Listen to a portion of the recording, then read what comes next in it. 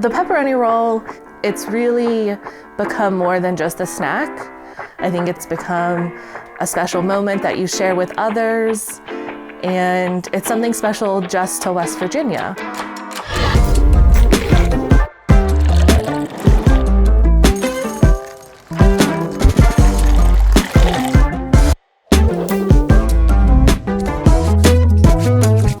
People are always interested in trying to experience a location, and food is often one of the first things that they're interested in doing. So just as people are interested in going to Chicago and trying a deep dish pizza, people know about our pepperoni rolls, which are iconic to West Virginia and more importantly, iconic to Marion County.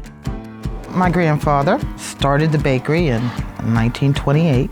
As far as pepperoni rolls, again, it came from the mining industry. You can't go underground with a big bag of food.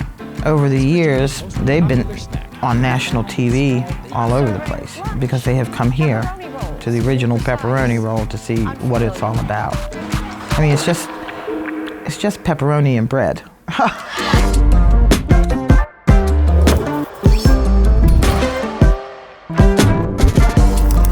Many of the reasons that the pepperoni roll was popular when it was first created are some of the same reasons that it's still popular today. It's portable, it's shelf-stable, which makes it perfect for road trips or parties or tailgating.